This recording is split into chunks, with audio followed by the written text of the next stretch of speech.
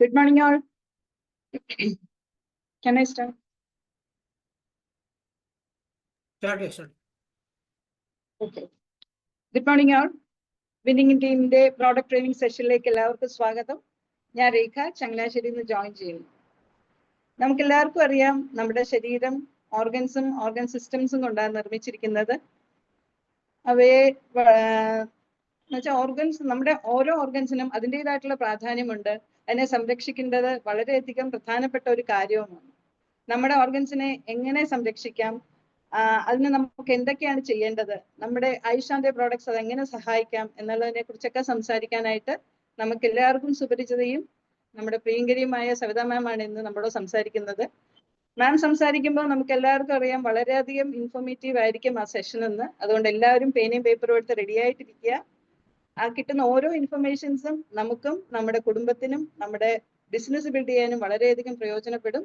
അതുകൊണ്ട് വളരെ സന്തോഷത്തോടു കൂടി ഞാൻ മാമിനെ ഈ പ്ലാറ്റ്ഫോമിലേക്ക് സ്വാഗതം ചെയ്യുന്നു. വെൽക്കം മാം.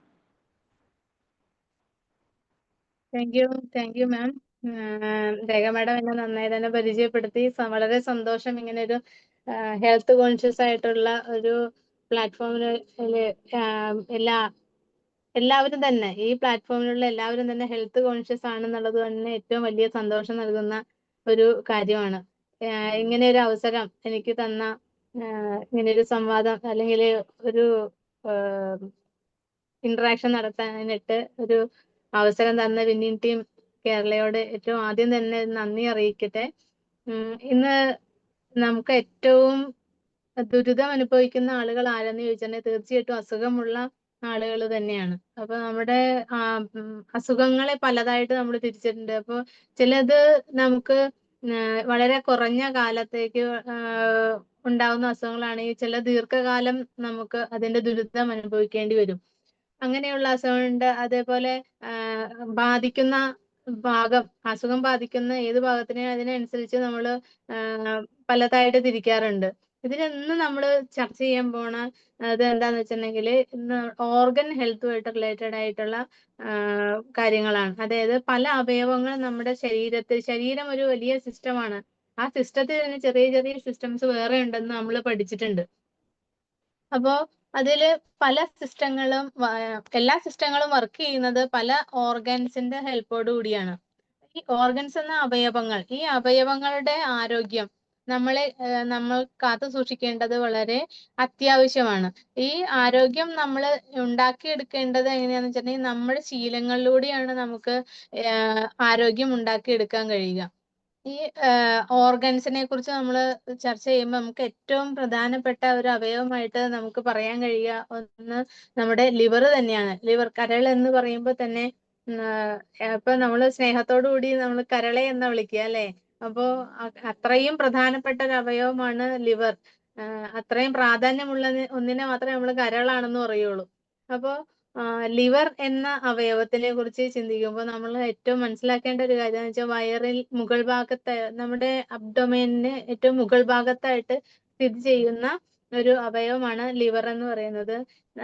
അതിന്റെ ഒരു ഭാരം നോക്കിയാൽ, ഭാരം ഏറ്റവും കൂടുതലുള്ളതും വലിപ്പമുള്ളതുമായിട്ടുള്ള അവയവമാണ്. ഏകദേശം ഒരു കിലോയോളം ഭാരമുള്ള ഒരു അവയവമാണ് നമ്മുടെ ലിവർ എന്ന് പറയുന്നത്. സ്വന്തമായിട്ട് റീജനറേറ്റ് ചെയ്യാനായിട്ടുള്ള ഒരു കഴിവുണ്ട് ലിവറിന്. അതുകൊണ്ടാണ് ലിവർ ട്രാൻസ്പ്ലാന്റേഷൻ നടത്തുന്നത് കൊണ്ട് ഡോണർക്ക് യാതൊരു ബുദ്ധിമുട്ടും ഉണ്ടാവുന്നില്ല എന്ന് പറയുന്നത്. കാരണം അത് പിന്നെയും അത് വളർന്നു വരുവാനുള്ള ഒരു കഴിവുള്ള ഒരു അവയവമാണ് നമ്മുടെ ലിവർ എന്ന് പറയുന്നത്. അങ്ങനെയുള്ള ലിവറിന് കോൺ ഷേപ്പിലുള്ള, നമുക്ക് പലപ്പോഴും പിക്ചറിലൊക്കെ നമ്മൾ കാണാറുണ്ട്, ലിവറിന്റെ ചിത്രം കാണാറുണ്ട്. നമുക്ക് കാണാം അതൊരു കോൺ ഷേപ്പ്ഡ് ആയിട്ടുള്ള ഒരു അവയവമാണ്. അതേപോലെ തന്നെ അതിന്റെ കളർ ഒരു റെഡിഷ് ബ്രൗണിലാണ് നമ്മൾ ചിത്രങ്ങളിലൊക്കെ കാണാറുള്ളത്. ഏകദേശം ഒരു 1.36 കിലോഗ്രാം ഒക്കെ ഏകദേശം ഭാരം വരും ഒരു ആളുടെ ലിവറിന്. അപ്പോ ലിവർ എന്ന് പറയുന്ന ഒരു അവയവം നമുക്ക് നിസ്സാരക്കാരനല്ല. ഒരുപാട് കാര്യങ്ങൾ ലിവറിന് ചെയ്യാനുണ്ട് നമ്മുടെ ശരീരത്തില്. അത് ഏറ്റവും പ്രധാനപ്പെട്ട കാര്യം എന്ന് പറയുന്നത് നമ്മുടെ ദഹനം. അത് നടക്കണമെന്നുണ്ടെങ്കിൽ, അതായത് ഫാറ്റിന്റെ ദഹനം അത് നടക്കണമെന്നുണ്ടെങ്കിൽ ലിവർ വളരെ പ്രാധാന്യം അർഹിക്കുന്ന റോള് വഹിക്കുന്നുണ്ട്. ബൈൽ എന്ന് കേട്ടിട്ടുണ്ടാവും നമ്മൾ അല്ലെ, ബൈലിന്റെ പ്രൊഡക്ഷൻ നടക്കുന്നത് ലിവറിലാണ്. അതേപോലെ തന്നെ ഇപ്പൊ ഫാറ്റിന്റെ ദഹനത്തിന് ലിവർ സഹായിക്കുന്നു എന്ന് പറഞ്ഞു. അതേപോലെ നമ്മുടെ പ്രോട്ടീൻ സിന്തസിസ് നടക്കണമെന്നുണ്ടെങ്കിലും വേറെ പ്രധാനപ്പെട്ട മറ്റൊരു കാര്യം ഡീടോക്സിഫിക്കേഷൻ. നമ്മുടെ ശരീരത്തിലെത്തുന്ന പല വിഷാംശങ്ങളെയും വിഷം നമ്മുടെ ശരീരത്തിനെ ബാധിക്കാതെ നമ്മുടെ വിഷത്തിനെ ശരീരത്തിൽ നീക്കം ചെയ്യുന്നതിന് സഹായിക്കുന്ന ഏറ്റവും പ്രധാനപ്പെട്ട ഒരു അവയവം തന്നെയാണ് നമ്മുടെ ലിവർ. അതുകൂടാണ്ട് നമുക്കറിയാം നമ്മുടെ ശരീരത്തില് അമിനോ ആസിഡുകൾ ഉണ്ടെന്നറിയാം. നമ്മുടെ ശരീരം സ്വന്തമായി പ്രൊഡ്യൂസ് ചെയ്യുന്നതും അതുപോലെ തന്നെ നമ്മളുടെ ഭക്ഷണത്തിലൂടെ കിട്ടേണ്ടതുമായിട്ടുള്ള അമിനോ ആസിഡുകളെ കുറിച്ച് നമ്മൾ കേട്ടിട്ടുണ്ട്. അപ്പോൾ നമ്മുടെ ശരീരത്തിൽ സ്വയം ഉൽപ്പാദിപ്പിക്കപ്പെടുന്ന അമിനോ ആസിഡ്സിനെ റെഗുലേറ്റ് ചെയ്യുക എന്നുള്ള കർത്തവ്യം ചെയ്യുന്നതും തീർച്ചയായിട്ടും ഈ ലിവർ തന്നെയാണ്. അതേപോലെ വൈറ്റമിനുകളെയും മിനറൽസിനെയും ഒക്കെ സ്റ്റോർ ചെയ്ത് വെക്കാനുള്ള ഒരു കഴിവുണ്ട് ലിവറിന്. അതേപോലെ ഏത് മൈക്രോ ആൻഡ് മൈക്രോ ന്യൂട്രിയൻസ് ഏത് തന്നെ ആയിക്കോട്ടെ അതിനെ മെറ്റബിളൈസ് ചെയ്യണമെന്നുണ്ടെങ്കിൽ ലിവറിന്റെ സഹായം നമുക്ക് കൂടിയേ തീരുള്ളൂ. പക്ഷേ ഇത്രയൊക്കെ പ്രാധാന്യമുള്ള ഒരു അവയവമായിട്ട് കൂടി ആളുകൾ അത് തിരിച്ചറിയാത്തത് കൊണ്ടോ അല്ലെങ്കിൽ അതിന്റെ ഇമ്പോർട്ടൻസ് മനസ്സിലാക്കാത്തത് കൊണ്ടോ എന്തോ ഏകദേശം ഒരു ഗ്ലോബൽ പോപ്പുലേഷന്റെ ഒരു 1/3 ഭാഗവും ഏതെങ്കിലും തരത്തിലുള്ള ഒരു ലിവർ പ്രോബ്ലം നേരിടുന്നവരാണ്. ഇന്ത്യയുടെ കാര്യം കണക്കെടുത്ത് കഴിഞ്ഞിട്ടുണ്ടെങ്കിൽ ഏകദേശം ഒരു 38% പേരും നോൺ ആൽക്കഹോളിക് ഫാറ്റി ലിവർ എന്നുള്ള ഒരു അവസ്ഥയിൽ നിൽക്കുന്നവരാണ്. ഇപ്പൊ നമ്മൾ ഏറ്റവും അധികം പ്രത്യേകിച്ച് ലേഡീസിൽ ഏറ്റവും അധികം കാണപ്പെടുന്ന ഒരു രോഗമാണ് അല്ലെങ്കിൽ ഒരു അവസ്ഥയാണ് നോൺ ആൽക്കഹോളിക് ഫാറ്റി ലിവർ എന്ന് പറയുന്നത്. സാധാരണ നമ്മൾ പറയാറുണ്ട് ലിവറിന് എപ്പോഴും കംപ്ലൈന്റ് വരുന്നത് ഒന്ന് ആണുങ്ങൾക്കാണെന്നുണ്ടെങ്കിൽ നമ്മൾ അപ്പ പറയോ അയാള് നല്ല വെള്ളാടിയാന്ന് പറയും അല്ലേ. പക്ഷേ ഇത് നമ്മുടെ നോൺ ആൽക്കഹോളിക് ഫാറ്റി ലിവർ എന്നുള്ളത് കൂടി നമ്മുടെ ഭക്ഷണത്തിൽ നിന്നും ശീലങ്ങളിൽ നിന്നും ഉണ്ടാവുന്ന കരളിന്റെ ആരോഗ്യത്തിനെ ഏറ്റവും മോശമാക്കി കളയുന്ന ഒരു അവസ്ഥയാണ് നോൺ ആൽക്കഹോളിക് ഫാറ്റി ലിവർ എന്ന് പറയുന്നത്. അപ്പോൾ നമ്മളുടെ ഇത്രയും പ്രാധാന്യമുള്ള ഈ ലിവറിനെ സംരക്ഷിക്കുന്നതിന് വേണ്ടി കുറച്ച് ശീലങ്ങൾ നമുക്ക് ഉണ്ടാക്കിയെടുത്തുകൂടെ? അതിന് ഏറ്റവും പ്രധാനപ്പെട്ട കാര്യം എന്ന് പറയുന്നത് നല്ലൊരു ആക്റ്റീവ് ലൈഫ് സ്റ്റൈൽ ഉണ്ടാക്കിയെടുക്കുക എന്നുള്ളത് തന്നെയാണ്. അതായത് നമ്മള് എന്താ പറയാ സെഡൻഡറി ലൈഫ് സ്റ്റൈൽ, അതായത് ഒന്നും ചെയ്യാതെ ഭക്ഷണം കഴിക്കുക എന്നുള്ള ഒരു കർത്തവ്യം മാത്രം ചെയ്തുകൊണ്ട് ശരീരത്തിന് ആവശ്യത്തിന് എക്സസൈസോ കാര്യങ്ങളോ ഒന്നും കിട്ടാതിരിക്കുന്ന ഒരു അവസ്ഥയില് നമ്മുടെ ഏറ്റവും ആദ്യം കഷ്ടപ്പെടുന്നത് നമ്മുടെ ലിവർ തന്നെയായിരിക്കും. പിന്നെ നമുക്ക് ശ്രദ്ധിക്കേണ്ട ഒരു കാര്യം എന്ന് പറഞ്ഞാൽ നല്ലൊരു ഹെൽത്തി ആയിട്ടുള്ള ഡയറ്റ് ഫോളോ ചെയ്യുക എന്നുള്ളത്. നമ്മൾ കഴിക്കുന്ന ഭക്ഷണം എങ്ങനെയുള്ളതാണെന്ന് നമുക്കറിയാം. നമ്മൾ ഈ ഒരു പ്ലാറ്റ്ഫോമിലുള്ള ഒരുപക്ഷെ അവർക്ക് നമുക്ക് എല്ലാവർക്കും തന്നെ നമ്മുടെ ആരോഗ്യത്തിനെ കുറിച്ച് ബോധ്യമുള്ളത് കൊണ്ട് നമ്മുടെ ഒരുപക്ഷെ ആരോഗ്യം സംരക്ഷിക്കണം എന്ന് നമുക്ക് ബോധമുള്ളതുകൊണ്ട് തന്നെ ഈ ജങ്ക് ഫുഡ്സും അതേപോലെ കോള പോലെയുള്ള കാര്യങ്ങളും ഒക്കെ നമ്മൾ പരമാവധി ഒഴിവാക്കുന്നുണ്ടാവും. പക്ഷെ നമ്മളൊന്ന് ചുറ്റും ഒന്ന് കണ്ണോടിച്ചു കഴിഞ്ഞാൽ നമുക്ക് ശ്രദ്ധിച്ച കുഞ്ഞു കുട്ടികൾ ഉൾപ്പെടെ ഉള്ളവരുടെ ഒരു ഡയറ്റ് എങ്ങനെയാണ് എന്നുള്ളത് നമുക്ക് കാണാൻ കഴിയും. വളരെ മോശമായ ഒരവസ്ഥയിലൂടെ കടന്നു പോവാണ് ഇന്നത്തെ ജനറേഷൻ, പുതിയ ജനറേഷൻ എല്ലാം. അപ്പോ അവരെ പറഞ്ഞു തിരുത്താൻ അവർക്ക് അതുപോലെ തന്നെ നമ്മളൊരു മാതൃകയാവുക, അതാണ് നമുക്ക് ചെയ്യാൻ കഴിയുന്ന ഏറ്റവും വലിയ കാര്യം. പിന്നെ വരുന്നത് നമുക്കൊരു അത് എക്സസൈസ് ചെയ്യണം എന്നുള്ളത് നമുക്കറിയാം. പക്ഷേ എത്രത്തോളം അത് കണ്ടിന്യൂസ് ആയിട്ട് അല്ലെങ്കിൽ ഒരു കൺസിസ്റ്റന്റ് ആയിട്ട് നമ്മൾ ചെയ്യുന്നുണ്ട് എന്നുള്ളത് അതിൽ വളരെ പ്രാധാന്യമുണ്ട്. കുറച്ച് നാള് എന്തെങ്കിലുമൊക്കെ ഒന്ന് ജിമ്മിലൊക്കെ പോയി 1 മാസം പോയി പിന്നെ അതിലേക്ക് തിരിഞ്ഞു നോക്കാതിരുന്നു കഴിഞ്ഞാൽ അതിന് നമ്മൾ വിചാരിച്ച ഒരു ഗുണം കിട്ടിയെന്ന് വരില്ല. ഫിസിക്കൽ ആക്ടിവിറ്റി കൊണ്ട് ഉള്ള വിചാരിച്ച ഗുണം കിട്ടിയെന്ന് വരില്ല. ഒരു റെഗുലർ ആയിട്ടുള്ള ഫിസിക്കൽ ആക്ടിവിറ്റി നമ്മൾ ഉറപ്പാക്കേണ്ടതുണ്ട്. അതേപോലെ തന്നെ ആൽക്കഹോൾ കൺസംഷൻ തീർച്ചയായിട്ടും നമ്മൾ കുറയ്ക്കണം. ആൽക്കഹോൾ എന്നുള്ളത് ലിക്കർ മാത്രമല്ല വരുന്നത്, ആൽക്കഹോൾ കണ്ടന്റ് ഉള്ള ഒരുപാട് സോഫ്റ്റ് ഡ്രിങ്കുകൾ ഇന്ന് നമ്മളുടെ മാർക്കറ്റ് സുലഭമാണ്. ഇതെല്ലാം തന്നെ നമ്മുടെ കുട്ടികളുടെ ഒക്കെ ആരോഗ്യത്തിനെ മോശമാക്കി, അവരുടെ ഏറ്റവും പ്രധാനമായിട്ട് അതിനെ മോശമാക്കുന്ന ലിവറിന്റെ ആരോഗ്യം തന്നെയായിരിക്കും. കുറെ ഒരു 30 ഒക്കെ എത്തുമ്പോഴത്തേനും ഇപ്പോഴത്തെ ഒരു യങ് ജനറേഷനിലുള്ള ആളുകൾ, യുവാക്കളിൽ ഏറ്റവും കൂടുതൽ ലിവർ സിറോസിസ് ഒക്കെ കാണപ്പെടുന്ന ഒരു പക്ഷേ ഈ സോഫ്റ്റ് ഡ്രിങ്കുകൾ കഴിക്കുന്നതുകൊണ്ടാവാം. അതുപോലെ നമ്മള് ഇന്നത്തെ ജീവിത സാഹചര്യം പൊല്യൂട്ടഡ് ആയിട്ടുള്ള ഒരു ജീവിത സാഹചര്യത്തിനായതുകൊണ്ട് തന്നെ നമ്മുടെ ലിവർ പീരിയോഡിക്കലി ഒന്ന് ചെക്ക് ചെയ്യുന്നത്, ലിവർ ഫങ്ഷൻ ടെസ്റ്റും ഒക്കെ ചെയ്യുന്നത് നന്നായിരിക്കും. അപ്പോൾ ഇക്കാര്യങ്ങളൊക്കെ ചെയ്യുന്നതിനൊപ്പം തന്നെ നമുക്ക് ചെയ്യാൻ പറ്റുന്ന മറ്റൊരു കാര്യം എന്ന് പറഞ്ഞത്, നമ്മൾ വെസ്റ്റേജ് ബിസിനസ് ചെയ്യുന്നവരാണ്. വെസ്റ്റേജ് ബിസിനസ്സിൽ നമ്മുടെ ലിവറിനെ പ്രൊട്ടക്ട് ചെയ്യുന്നതിന് വേണ്ടിയിട്ട് ആയുസാൻഡെ എന്ന് പറയുന്ന ബ്രാൻഡിന്റെ കീഴിൽ നമുക്ക് ഒരു വണ്ടർഫുൾ പ്രോഡക്റ്റ് നമുക്ക് അവൈലബിൾ ആണ്. അത് തീർച്ചയായിട്ടും മറ്റൊന്നുമല്ല, ആയുസാൻഡെ ലിവർ ഹെൽത്ത് ആണ്. ലിവർ ഹെൽത്ത് എന്ന് പറയുന്നത്, ആയുസാൻഡെ എന്ന് പറയുന്ന ബ്രാൻഡ് നമുക്കറിയാം പൂർണ്ണമായിട്ടും ആയുർവേദത്തിലൂടെ ഉൽപ്പാദിപ്പിച്ചിട്ടുള്ള കുറച്ച് പ്രൊഡക്റ്റുകളാണെന്നുള്ളത് നമുക്കറിയാം. നമ്മള് ആയുർവേദം ഒരു ഗ്ലോബലി പ്രചരിപ്പിക്കുന്നതിന്റെ ഭാഗമായിട്ട് നമുക്ക് നമ്മളും അതിൽ ഇൻവോൾവ് ആണ് എന്നുള്ളത് നമുക്ക് അഭിമാനിക്കാൻ കഴിയും. കാരണം പൂർണ്ണമായിട്ടും ആയുർവേദത്തിന്റെ സഹായത്തോടു കൂടി ഉണ്ടാക്കിയിരിക്കുന്ന പ്രോഡക്റ്റുകളാണ്. ലിവർ ഹെൽത്ത് എന്ന് പറയുന്ന പ്രോഡക്റ്റില് ഒരു 5 ഹെർബുകളുടെ ഒരു അമാൽഗമേഷൻ, കൂടിച്ചേരലാണ്. ആ ഒരു കോമ്പിനേഷൻ എന്ന് പറയുന്നത് എന്തിനാണെന്ന് വെച്ചാൽ, നമ്മുടെ ശരീരത്തിൽ എത്തുന്ന വിഷാംശങ്ങളെ നീക്കം ചെയ്യാനായിട്ട്, കരളിനെ സഹായിക്കുകയും അതേപോലെ തന്നെ റീജനറേഷൻ പ്രോസസ്സ് നടത്താനായിട്ട് കരളിനെ പ്രാപ്തമാക്കുക എന്നുള്ള, ലിവർ സെല്ലുകളെ പ്രാപ്തമാക്കുന്നതിന് വളരെയധികം സഹായിക്കുന്ന പ്രോഡക്റ്റുകൾ അല്ലെങ്കിൽ ഇൻഗ്രീഡിയൻസ് ആണ് ലിവർ ഹെൽത്തിൽ ഉള്ളത്. അതിൽ ഏറ്റവും പ്രധാനപ്പെട്ട ഇൻഗ്രീഡിയൻസ് വരുന്നത് മിൽക്ക് തിസിൽ, അത് ഞെരിഞ്ഞിൽ എന്ന് പറയുന്ന ഒരു കണ്ടന്റ് ഉണ്ട്. അതുപോലെ തിപ്പല്ലി, കടുക്ക, അതേപോലെ ചിറ്റരത്ത തുടങ്ങിയ, അതേപോലെ നമ്മുടെ സാധാരണ മുന്തിരി, അങ്ങനെയുള്ള കാര്യങ്ങളൊക്കെയാണ് ഈ ലിവർ ഹെൽത്തിൽ അടങ്ങിയിരിക്കുന്നത്. അത് ഈ ഇൻഗ്രീഡിയൻസ് എല്ലാം തന്നെ ആന്റി ഇൻഫ്ലമേറ്ററി ആക്ഷൻ ഉണ്ടാക്കുന്നതിന്, അല്ലെങ്കിൽ ഈ ആയുസാൻഡയുടെ ലിവർ ഹെൽത്ത് കഴിക്കുന്നത് വഴി നമ്മുടെ കരളിൽ ഉണ്ടാകുന്ന ഇൻഫ്ലമേഷൻ കുറയ്ക്കുന്നതിന് വളരെയധികം സഹായിക്കുന്നുണ്ട്. നമുക്കറിയാം ലിവർ സിറോസിന്റെ ആദ്യത്തെ ഒരു ഘട്ടം എന്ന് പറയുന്നത്, അല്ലെങ്കിൽ ഒരുവിധപ്പെട്ട നമ്മുടെ ശരീരത്തിൽ ഉണ്ടാകുന്ന എല്ലാ തരത്തിലുള്ള അസുഖത്തിന്റെ ആദ്യഘട്ടം എന്ന് പറയുന്നത് ഇൻഫ്ലമേഷൻ എന്ന് പറയുന്ന കാര്യം, നീർക്കെട്ടല് തന്നെയാണ്. അതിൽ കരളിന്റെ കാര്യം വ്യത്യസ്തമല്ല, അത് നീർക്കെട്ട് തന്നെയാണ് ആദ്യഘട്ടത്തിൽ തന്നെ തുടങ്ങുക. അപ്പോൾ ആ ആദ്യഘട്ടത്തിൽ തന്നെ അതിന്റെ ഇൻഫ്ലമേഷൻ ഇല്ലാതെയാക്കുന്നതിന് നമ്മുടെ ലിവർ ഹെൽത്ത് വളരെയധികം സഹായിക്കുന്നുണ്ട്. ലിവർ റീജനറേഷന് സഹായിക്കുന്നുണ്ട്.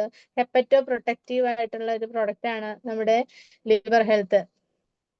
ഇതും പോരാതെ ഇനി ഏതെങ്കിലും കാരണവശാൽ ഡാമേജഡ് ആയിട്ടുള്ള ലിവർ സെല്ലുകൾ ഉണ്ടെങ്കിൽ പോലും അതിന് റിജുവനേറ്റ് ചെയ്ത് കൊണ്ടുവരാനായിട്ട് പ്രാപ്തിയുള്ളതാണ് നമ്മുടെ ലിവർ ഹെൽത്ത് എന്ന് പറയുന്ന പ്രോഡക്റ്റ്.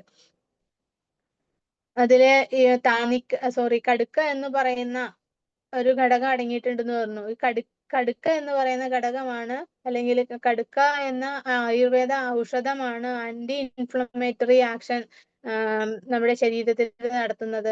അതേപോലെ തന്നെ തിപ്പല്ലി നമ്മുടെ സെല്ലുകളുടെ റീജനറേഷൻ, ലിവർ സെല്ലുകൾ റീജനറേറ്റ് ചെയ്യുന്നത് വളരെയധികം പെട്ടെന്ന് തന്നെ ആക്കുന്നുണ്ട്.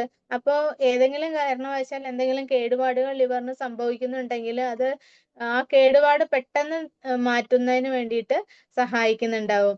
അതേപോലെ ലിവറിൽ ഒരുപാട് എൻസൈമുകൾ പ്രൊഡ്യൂസ് ചെയ്യുന്നുണ്ടെന്നുള്ളത് നമുക്ക് അറിയാം. ഈ എൻസൈമുകൾ നമ്മളെ ദഹനത്തിനെ സഹായിക്കുന്നുണ്ട്.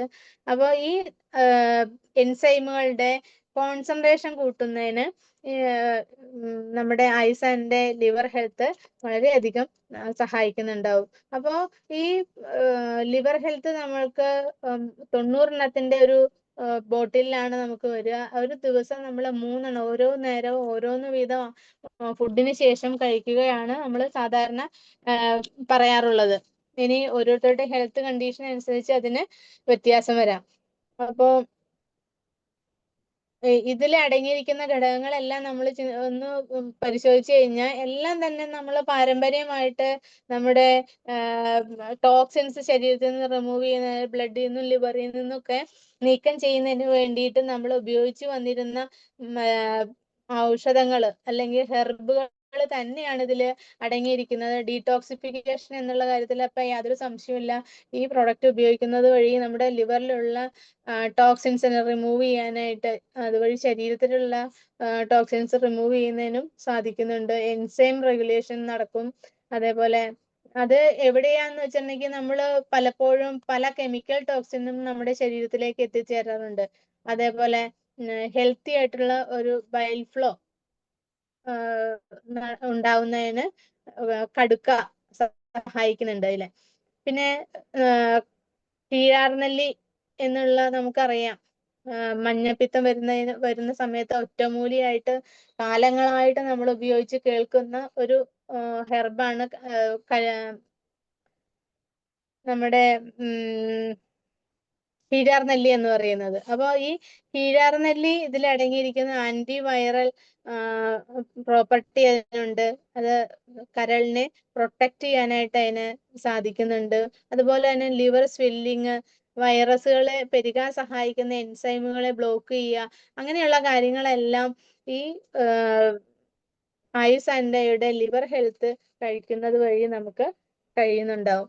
അപ്പോൾ തീർച്ചയായിട്ടും നമ്മൾ ഒരു പ്രശ്നം വരാൻ നിൽക്കാതെ നമ്മൾ ഇടയ്ക്ക് എപ്പോഴെങ്കിലും ഒരു 6 മാസം കൂടുമ്പോഴെങ്കിലും നമ്മൾ ഈ ലിവർ ഹെൽത്ത് എടുക്കുകയാണെങ്കിൽ നമ്മുടെ ലിവർ വളരെയധികം ആരോഗ്യത്തോടു കൂടി ഇരിക്കുന്നുണ്ടാവും. കാരണം നമ്മുടെ അത് ഉപയോഗിക്കണമെന്ന് പറയാൻ കാരണം എന്തുകൊണ്ടാന്ന് വെച്ചാൽ നമ്മൾ ജീവിക്കുന്ന സാഹചര്യങ്ങൾ നമുക്ക്, അല്ലെങ്കിൽ നമ്മുടെ ഭക്ഷണശീലങ്ങളൊക്കെ നമുക്കറിയാം. ഏറ്റവും കൂടുതൽ പൊല്യൂഷൻ ഉള്ള, നമ്മൾ കഴിക്കുന്ന ഭക്ഷണത്തിൽ തന്നെ ആവശ്യത്തിലധികം ടോക്സിൻസ് നമ്മളുടെ ശരീരത്തിലേക്ക് എത്തണമെന്ന് നമുക്ക് തന്നെ അറിയാം. അപ്പൊ അതുകൊണ്ട് തന്നെ ഈ പ്രോഡക്റ്റ് നമ്മൾ ഒരു ഇടയ്ക്ക് ഒരു കോഴ്സ് എടുക്കുന്നത് നന്നായിരിക്കും. ഇത് നമ്മളൊരു മാതൃകയാക്കി കാണിക്കുമ്പോഴാണ് നമ്മുടെ ചുറ്റുവട്ടത്തുള്ളവരും ഇതിന് ഏറ്റെടുക്കുക.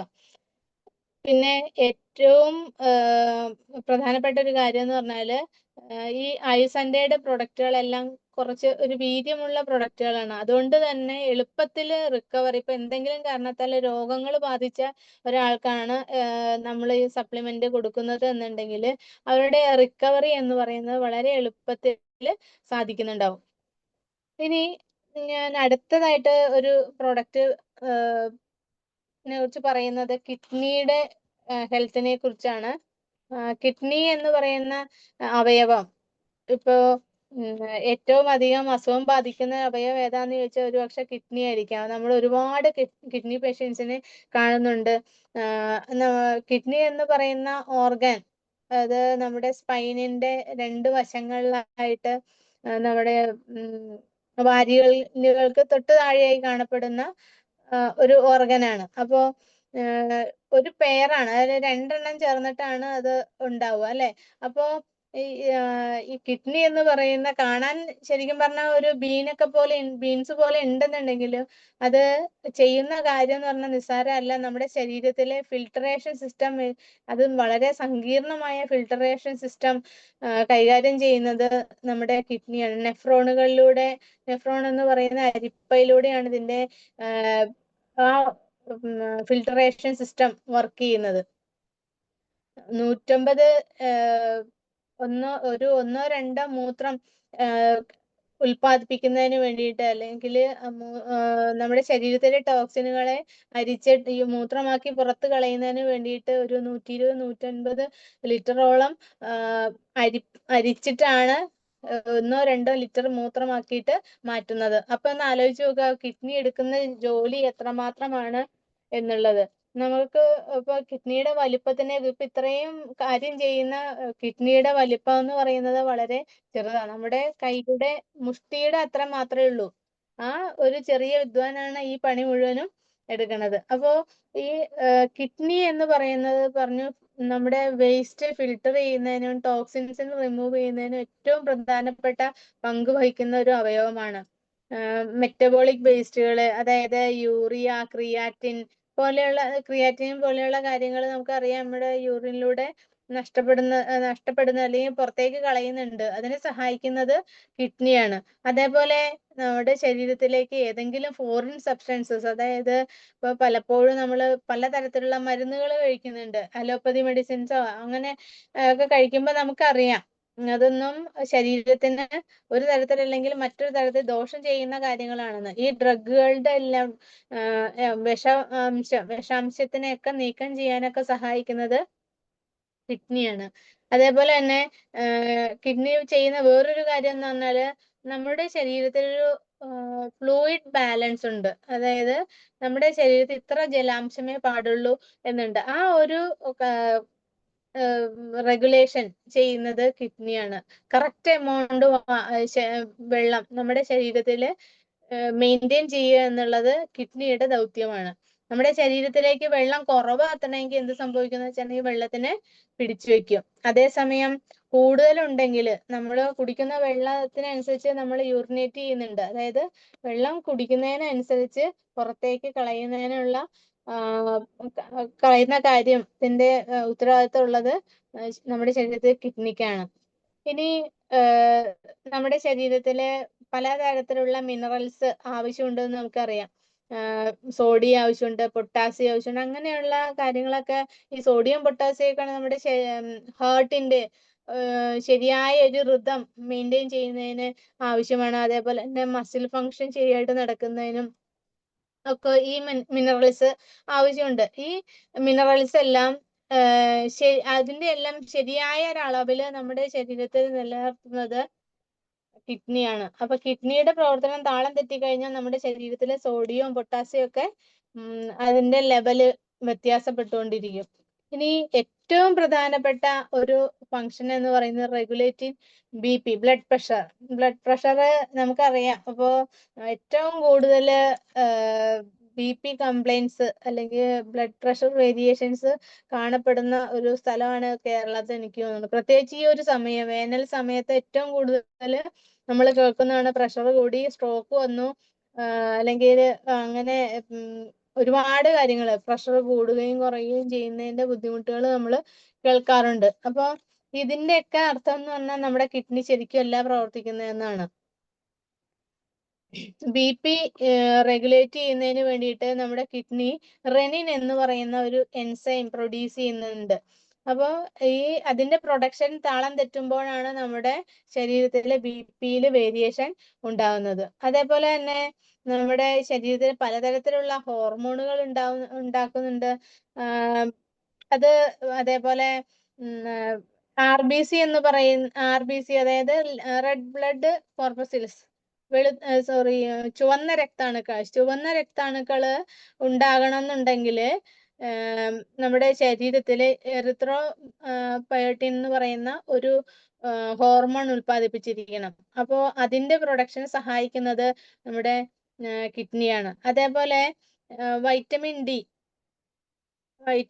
എല്ലാ ഇപ്പൊ നമ്മള് വെയിലിൽ നിന്ന് വൈറ്റമിൻ ഡി കിട്ടുമെന്ന് പറയും. പക്ഷെ വെയിലിൽ നിന്നുള്ള വൈറ്റമിൻ ഡി ശരീരം സ്വീകരിക്കില്ല. അത് ശരീരത്തിന് കാൽസിട്രിയോൾ എന്ന് പറയുന്ന അവസ്ഥയിൽ വൈറ്റമിൻ ഡിയുടെ ആക്റ്റീവ് ഫോം ആയിട്ടുള്ള കാൽസിട്രിയോൾ എന്ന് പറയുന്ന അവസ്ഥയിലേക്ക് മാറ്റുന്നതിന് ഏറ്റവും അധികം സഹായിക്കുന്നത്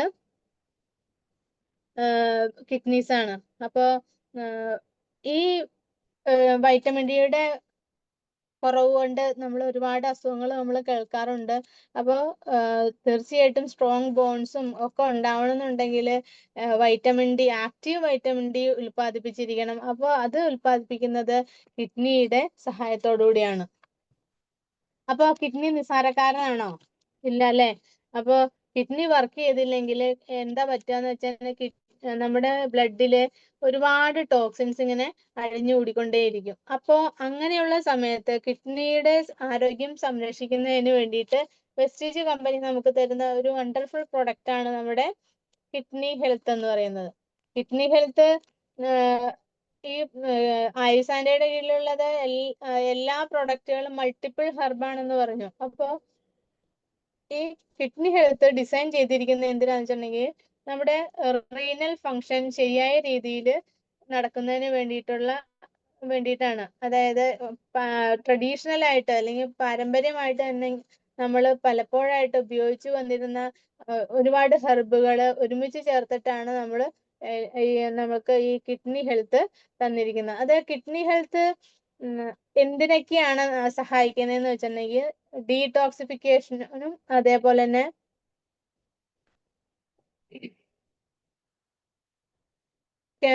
ഡീടോക്സിഫിക്കേഷൻ എന്ന് പറയുന്നത് വളരെ പ്രധാനപ്പെട്ട ഒരു കാര്യമാണ്. കിഡ്നി ഹെൽത്ത് കഴിക്കുമ്പോൾ നമ്മുടെ കിഡ്നി എന്ന് പറയുന്നത് തന്നെ ഡീടോക്സിഫിക്കേഷന് വേണ്ടിയിട്ടുള്ള ഒരു അവയവമാണ്. അപ്പോൾ ആ ഡീടോക്സിഫിക്കേഷൻ എളുപ്പത്തിലാക്കുന്നതിന് സഹായിക്കുന്ന ഒരു കിഡ്നി സഹായിക്കുന്ന ഒരു സപ്ലിമെന്റ് ആണ് നമ്മുടെ കിഡ്നി ഹെൽത്ത് എന്ന് പറയുന്നത്. ഇനി ഏറ്റവും കിഡ്നിയുമായിട്ട് ബന്ധപ്പെട്ട പ്രശ്നങ്ങൾ ഏതൊക്കെയാണെന്ന് ചോദിച്ചാൽ ഏറ്റവും ആദ്യം എല്ലാവരും പറയുന്ന ഒരു കാര്യം എന്ന് പറഞ്ഞാൽ കിഡ്നി സ്റ്റോൺ തന്നെയായിരിക്കും ഒരുപക്ഷെ. അപ്പോ കിഡ്നി സ്റ്റോൺ മാനേജ് ചെയ്യുന്നതിന് ഏറ്റവും അധികം നമ്മളെ സഹായിക്കാൻ കഴിയുന്ന ഒരു സപ്ലിമെന്റ് ആണ് നമ്മുടെ കിഡ്നി ഹെൽത്ത് എന്ന് പറയുന്നത്. അതേപോലെ അതെങ്ങനെയാണ് ഈ kidney health kidney stone remove ചെയ്യുക അല്ലെങ്കിൽ അതിനെ ഇല്ലാതെയാക്കുന്നതിന് സഹായിക്കുന്നത് എങ്ങനെയാണെന്ന് വെച്ചാൽ ഇൻആക്റ്റീവ് എൻസൈമുകളെ എല്ലാം അല്ലെങ്കിൽ എൻസൈമുകളെ ന്യൂട്രലൈസ് ചെയ്യുന്നതിന് സഹായിക്കുകയാണ് ചെയ്യുന്നത്. അതേപോലെ സ്റ്റോൺ ഫോമിങ് കെമിക്കലുകൾ നമ്മുടെ ശരീരം തന്നെ ചില സമയത്ത് പ്രൊഡ്യൂസ് ചെയ്യാറുണ്ട്, അതിനെല്ലാം ഇല്ലാതെയാക്കും. അതേപോലെ ഇപ്പൊ ചില കല്ലുകൾ ഭയങ്കര കട്ടിയായിരിക്കും, നമ്മൾ ഇപ്പൊ ഡോക്ടർ പറയും ഇത് എന്ത് ചെയ്ത മരുന്ന് കൊണ്ട് പൊടിഞ്ഞു പോവില്ല, സർജറി തന്നെ രക്ഷയുള്ളൂ എന്നൊക്കെ പറയുന്ന കാര്യങ്ങൾ നമ്മൾ കേട്ടിട്ടുണ്ട്. അതിനൊക്കെ നമുക്ക് നമ്മുടെ കിഡ്നി ഹെൽത്ത് കൊടുത്തു കഴിഞ്ഞിട്ടുണ്ടെങ്കിൽ ആ ക്രിസ്റ്റൽ സ്ട്രക്ചർ വ്യത്യാസപ്പെടുത്തിക്കൊണ്ട് ആ യൂറിനേഷൻ നടത്തുന്ന സമയത്ത് പൊടിഞ്ഞു പോകുന്നതിന് ഈ കിഡ്നി ഹെൽത്ത് കഴിക്കുന്നത് വഴി സാധിക്കുന്നുണ്ട്. എനിക്ക് അങ്ങനെ ഒരു അനുഭവം ഉണ്ടായിട്ടുണ്ട്. സർജറി അല്ലാതെ മറ്റൊരു മാർഗം ഇല്ല എന്ന് പറഞ്ഞിട്ടുള്ള ഒരാൾക്ക് ഞാൻ കിഡ്നി ഹെൽത്ത് കൊടുത്തിട്ട്, കിഡ്നി ഹെൽത്ത് സീബക്തോണൊക്കെ ആയിരുന്നു കൊടുത്തിരുന്നത്. അന്ന് ഇത് കൊടുത്തു കഴിഞ്ഞ് ഒരാഴ്ചക്കുള്ളിൽ അദ്ദേഹത്തിന് അതിന്റെ റിസൾട്ട് കിട്ടി എന്നുള്ളതാണ്. അത്രയും പവർഫുൾ ആയിട്ടുള്ള ഒരു സപ്ലിമെന്റ് ആണ് നമ്മുടെ കിഡ്നി ഹെൽത്ത്. പിന്നെ ഡീടോക്സിഫിക്കേഷന്റെ കാര്യം, അതേപോലെ ഫ്ലൂയിഡ് ബാലൻസിന്റെ കാര്യമൊക്കെ നമ്മൾ പറഞ്ഞു. അതെങ്ങനെയാന്ന് വെച്ചിട്ടുണ്ടെങ്കിൽ ഡൈയൂററ്റിക് ആക്ഷൻ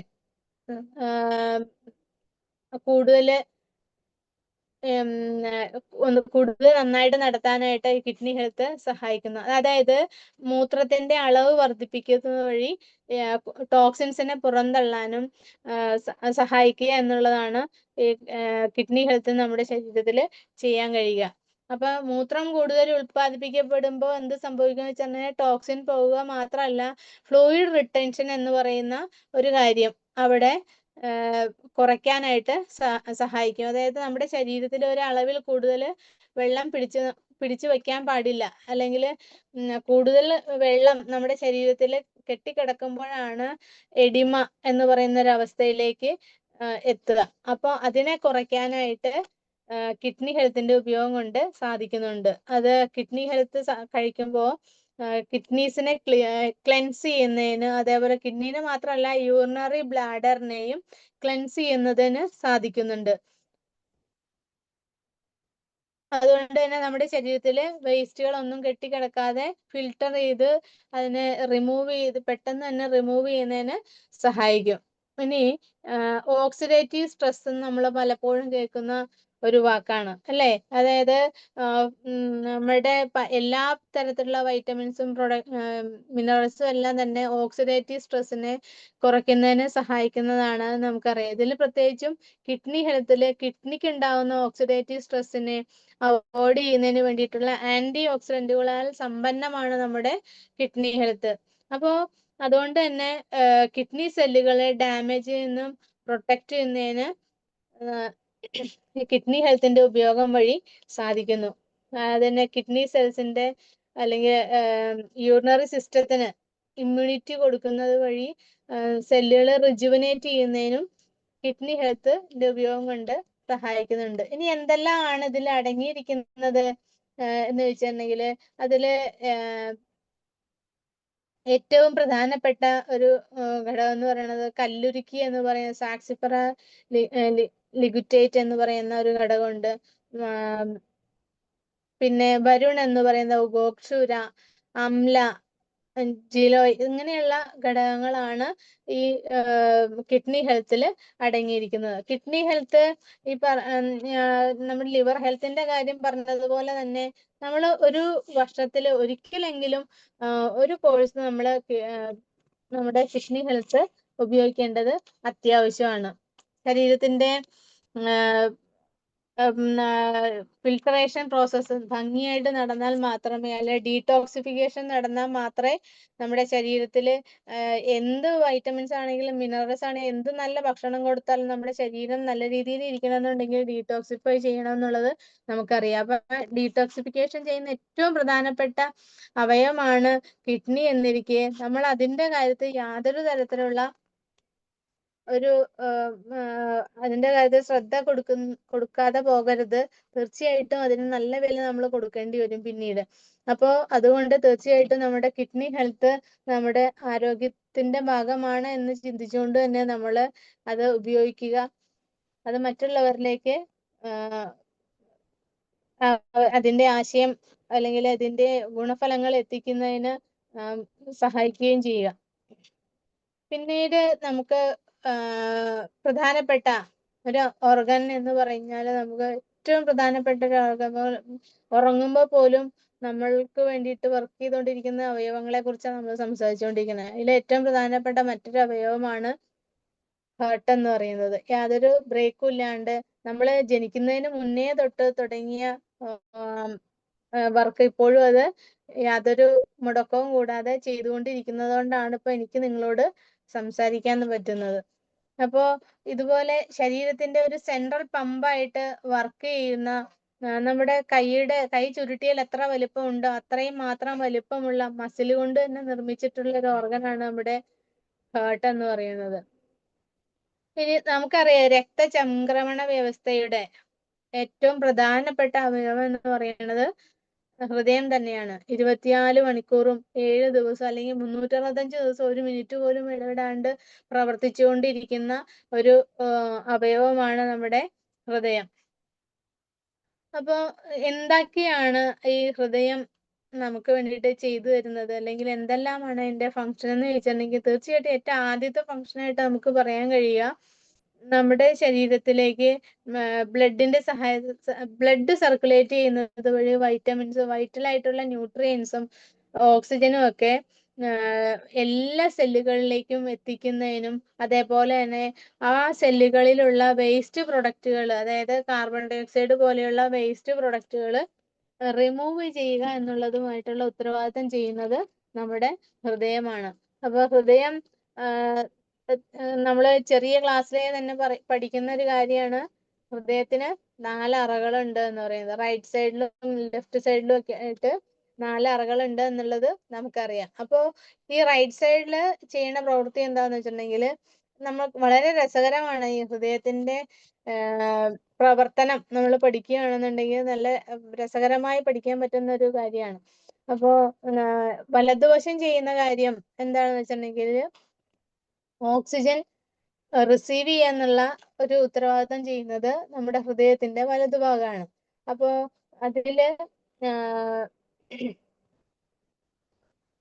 അതിലാണ് പ്യുവർ ആയിട്ടുള്ള ബ്ലഡ് ഉണ്ടാവുക, അല്ലെങ്കിൽ ഓക്സിജൻ റിസീവ് ചെയ്ത ബ്ലഡ് ഉള്ളത് അതിലാണ്. എന്നിട്ട് ഇതെന്ത് ചെയ്യും, എന്നിട്ട് ലങ്സിലേക്ക് അതിനെ കടത്തി വിടുകയാണ് ചെയ്യുന്നത്. സോറി, തിരിഞ്ഞുപോയി പറഞ്ഞത്.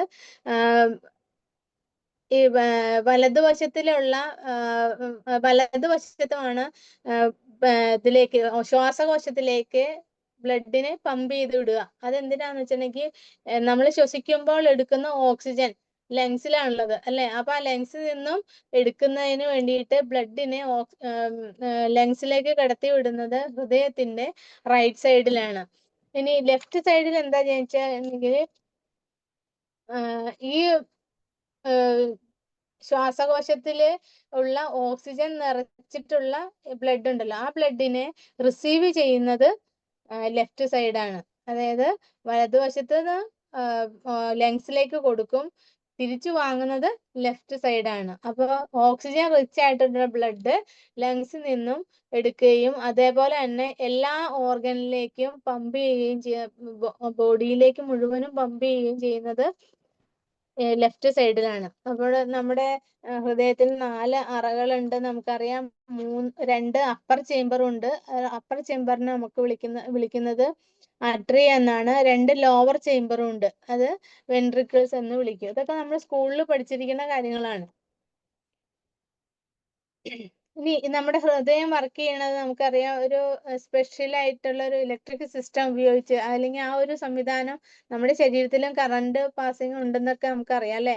അങ്ങനെയാണ് ആ ഒരു ഇലക്ട്രിക് സിസ്റ്റം ഉപയോഗിക്കുന്നത് കൊണ്ടാണ് വളരെ താളത്തോടു കൂടി ചുരുങ്ങുകയും വികസിക്കുകയും ചെയ്യുന്നത്. നമുക്ക് ഹൃദയ മിടിപ്പൊന്ന് പരിശോധിച്ച് നോക്കി, അതിന്റെ താളത്തിന് യാതൊരു മാറ്റവും ഉണ്ടാകാൻ പാടില്ല. അങ്ങനെ മാറുന്നുണ്ടെങ്കിൽ നമുക്ക് നമ്മുടെ ഹൃദയം ആരോഗ്യത്തോടെ അല്ല ഇരിക്കുന്നത് എന്നുള്ളത് മനസ്സിലാക്കേണ്ടിയിരിക്കുന്നു. ഏകദേശം ഒരു 60 മുതൽ 100 പ്രാവശ്യം വരെ ഒരു മിനിറ്റില് നമ്മുടെ ഹൃദയം ബീറ്റ് ചെയ്യുന്നുണ്ട്.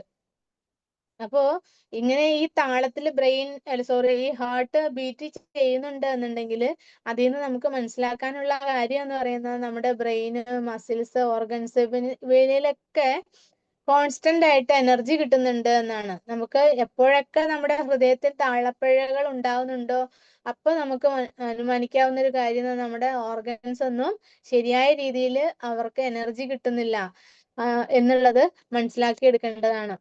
അപ്പോ ഏതൊരു അവയവത്തിനെയും പോലെ ഹൃദയത്തിന് പല പ്രശ്നങ്ങൾ ഉണ്ടാവാറുണ്ട്. ഏറ്റവും അങ്ങനെ ഒരു പ്രശ്നം ഉണ്ടാവുന്നുണ്ടെങ്കിൽ തന്നെ അതിന് പ്രധാന കാരണക്കാര് നമ്മൾ തന്നെയാണ്. നമ്മുടെ ജീവിതശൈലിയിൽ ഉണ്ടായ വ്യത്യാസങ്ങൾ കൊണ്ട് തന്നെയാണ് മിക്കവാറും, എല്ലാം എന്ന് പറയുന്നില്ല, മിക്കവാറും എല്ലാ പ്രോബ്ലംസും ഉണ്ടാവുന്നത്. അപ്പോൾ ഹേർട്ട് പ്രോബ്ലംസ് ഏതൊക്കെയാണെന്ന് നമ്മളൊന്ന് ചിന്തിച്ചു നോക്കിയാൽ ഏറ്റവും പ്രധാനപ്പെട്ട ഒരു കാര്യം എന്ന് പറയുന്നത് കൊറോണറി ആർട്ടറി ഡിസീസസ് എന്ന് പറയും. അതായത് ഈ ആർട്ടറികൾ എന്ന് നമ്മൾ ആദ്യം പറഞ്ഞിരുന്നു അല്ലേ. ഈ ആർട്ടറി എന്ന് പറഞ്ഞാല് ഹാർട്ട് മസിൽസിലേക്ക് ബ്ലഡ് പമ്പ് ചെയ്യുന്ന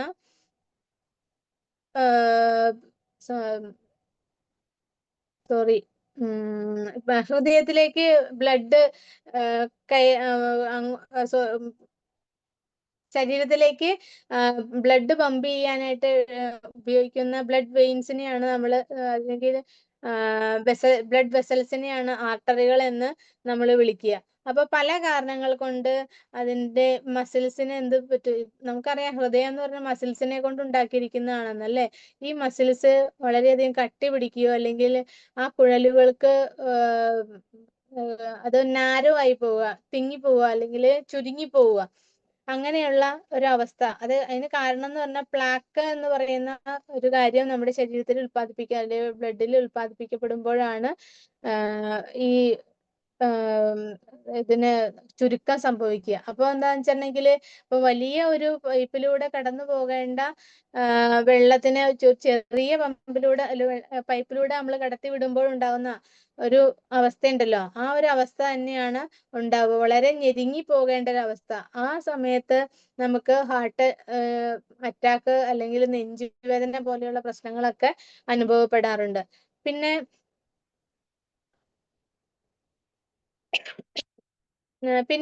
ഒരു കാര്യം ഞാൻ പറഞ്ഞിരുന്നു, നമ്മുടെ ഹൃദയം ഒരു 60 മുതൽ 100 പ്രാവശ്യം ഒരു മിനിറ്റില് ബീറ്റ് ചെയ്യുന്നുണ്ടെന്ന് പറഞ്ഞു അല്ലെ. ആ ഒരു താളം അതിന് തെറ്റിക്കഴിഞ്ഞാൽ, അല്ലെങ്കിൽ അതിന്റെ താളത്തിന് അതിന്റെ ആ ഒരു ക്രമം തെറ്റിക്കഴിഞ്ഞിട്ടുണ്ടെങ്കിൽ അതിന്റെ അർത്ഥം എന്ന് പറഞ്ഞാൽ ഇറഗുലർ ഹാർട്ട് ബീറ്റ് എന്ന് വേണമെങ്കിൽ എനിക്ക് പറയാം. ചിലപ്പോ അതിന്റെ എണ്ണം കുറഞ്ഞു പോകാം, അല്ലെങ്കിൽ എണ്ണം കൂടിപ്പോകാം. രണ്ടാണെന്നുണ്ടെങ്കിലും നമ്മുടെ ശരീരത്തിന് അത് ബുദ്ധിമുട്ട് തന്നെയാണ്. അപ്പോ അതിന് പാൽപിറ്റേഷൻസ് എന്ന് പറയാം. അതായത് ചില സമയത്ത് മാത്രം വല്ലാതെ ഹൃദയമിടിപ്പ് കൂടുക, ചിലപ്പോൾ വല്ലാതെ ക്ഷീണം, കുഴഞ്ഞു പോകുന്ന ഒരവസ്ഥ, അങ്ങനെയുള്ള അവസ്ഥകളൊക്കെ നമുക്ക് വരുന്നത് നമ്മുടെ ഈ ഹൃദയത്തിന്റെ താളപ്പിഴകൾ ഉണ്ടാവുമ്പോഴാണ്. അതേപോലെ ഹാർട്ട് ഫെയിലിയർ എന്ന് നമ്മൾ കേട്ടിട്ടുണ്ടോ? ഹാർട്ട് ഫെയിലിയർ എന്ന് പറഞ്ഞാൽ ഹൃദയം പൂർണ്ണമായിട്ടും നിലച്ചുപോയി എന്നല്ല അതിന്റെ അർത്ഥം. വളരെയധികം അവശതയിലായി പോവുക. നമ്മുടെ ഹൃദയത്തിന് അതിന്റെ കാര്യങ്ങൾ ചെയ്യുന്നതിന്, അല്ലെങ്കിൽ അതിന്റെ ഏറ്റവും വലിയ ഉത്തരവാദിത്വം ബ്ലഡ് പമ്പ് ചെയ്യുക എന്നുള്ളത് തന്നെയാണ്. എഫക്റ്റീവായിട്ട് എല്ലാ ഓർഗൻസിലേക്കും ബ്ലഡ് പമ്പ് ചെയ്യുക എന്നുള്ളതിന്റെ ഉത്തരവാദിത്വം തന്നെയാണ് നമ്മുടെ ഹൃദയത്തിനുള്ളത്. അപ്പൊ അതിന്റെ ഉത്തരവാദിത്തങ്ങൾ ചെയ്യാനുള്ള ഒരു ക്ഷമത അതിനില്ലാതെ വരിക, അത്രയും അധികം വീക്കായി പോവുക എന്നുള്ളത് തന്നെയാണ് എന്നാണ് ഹേർട്ട് ഫെയിലിയർ എന്നുള്ളത് കൊണ്ട് ഉദ്ദേശിക്കുന്നത്. അതായത് കട്ടിയായി പോവുക, ഹൃദയത്തിന്റെ ശരിയായ ആവശ്യങ്ങൾ നിറവേറ്റുന്നതിന് വേണ്ടിയിട്ട് കഴിയാതെ വരിക. അതിന്റെ ലക്ഷണങ്ങൾ നമുക്ക് എങ്ങനെയാണ് മനസ്സിലാവുക എന്ന് വെച്ചിട്ടുണ്ടെങ്കിൽ, നമുക്ക് ശ്വാസം മുട്ട് പോലെ, അല്ലെങ്കിൽ ബ്രീത്ത് വളരെ ചെറിയ ഒരു ബ്രീത്ത് ഉണ്ടാവുക. നമ്മൾ ദീർഘശ്വാസം വലിക്കുക എന്ന് പറഞ്ഞ സംഭവമില്ലേ, അല്ലെങ്കിൽ നീളത്തിലുള്ള ശ്വാസം എടുക്കാനായിട്ട് പറ്റാതെ വളരെ കുറഞ്ഞ അളവിൽ മാത്രം ഇൻഹെയിൽ ചെയ്യാനായിട്ട് പറ്റുക. പിന്നെ ക്ഷീണം ഉണ്ടാവും. അതുപോലെ തന്നെ കാലിനും അതേപോലെ കാലിന്റെ കാൽവണ്ണയ്ക്കൊക്കെ ഭയങ്കരമായിട്ട് നീര് വയ്ക്കും. അങ്ങനെയുള്ള ലക്ഷണങ്ങൾ ഉണ്ടെങ്കിൽ നമ്മൾ തീർച്ചയായിട്ടും നമ്മള് ഹൃദയത്തിന്റെ പ്രവർത്തനം ഒന്ന് ചെക്ക് ചെയ്യുന്നത് വളരെ നല്ലതായിരിക്കും. പിന്നെ അതുപോലെ നമ്മളുടെ ഹൃദയത്തിന്റെ പ്രശ്നങ്ങൾ, ഒരു പ്രധാന പ്രശ്നം എന്ന് പറഞ്ഞാൽ വാൽവിന്റെ കംപ്ലൈന്റുകളാണ്. വാൽവ് ഡിസീസുകൾ നമ്മൾ പലപ്പോഴും കേൾക്കാറുണ്ട്, കുട്ടികൾക്ക് ഉൾപ്പെടെ നമ്മൾ കേൾക്കാറുണ്ട്. അതായത് ശരിയായ രീതിയിൽ വാൽവ് ഓപ്പൺ ആവാത്തതുകൊണ്ട്, അല്ലെങ്കിൽ ശരിയായ രീതിയിൽ ക്ലോസ് ആവാത്തതുകൊണ്ട് ബ്ലഡ് ലീക്ക് ആവുക, അത് തിരിച്ചു പോവുക. അതായത് ഈ ഹൃദയത്തിന്റെ പ്രവർത്തനം എന്ന് പറയുന്നത് തന്നെ വാൽവ് ഓപ്പൺ ആവുക, ക്ലോസ് ആവുക എന്ന് നിൽക്കാതെ നടക്കുന്ന ഒരു പ്രവർത്തനമാണ്. ആ പ്രവർത്തനത്തില് ആ വാൽവിന് എത്രത്തോളം പ്രാധാന്യമുണ്ട്. ആ വാൽവ് മര്യാദയ്ക്ക് വർക്ക് ചെയ്തിട്ടില്ല എന്നുണ്ടെങ്കിൽ നമ്മുടെ ബ്ലഡ് തിരിച്ച് പോകുന്നുണ്ടാവും, ലീക്ക് ഉണ്ടാവും. അങ്ങനെയുള്ള പ്രശ്നങ്ങൾ ഉള്ളത് കൊണ്ട് നമുക്ക് നെഞ്ചുവേദന പോലെയുള്ള പ്രശ്നങ്ങളും ഒക്കെ നമ്മൾ കേൾക്കുന്നുണ്ട്. അപ്പോൾ പിന്നെ ഉള്ളത് കാർഡിയോ മയോപ്പതി എന്നുള്ളൊരവസ്ഥയാണ്. അതായത് ഹാർട്ട് മസിൽസ് വലുതായി പോവുക, അതുകൊണ്ട് അല്ലെങ്കിൽ തിക്കായി പോവുക, അല്ലെങ്കിൽ കട്ടിയായി പോവുക. ഇതിനെ കാർഡിയോ മയോപ്പതി എന്ന് നമുക്ക് പറയാം. ഇതെന്താ തന്നെയാണെന്നുണ്ടെങ്കിലും ഹൃദയത്തിന്റെ പ്രവർത്തനങ്ങൾ ശരിയായ രീതിയിൽ നടക്കുന്നുണ്ടാവില്ല.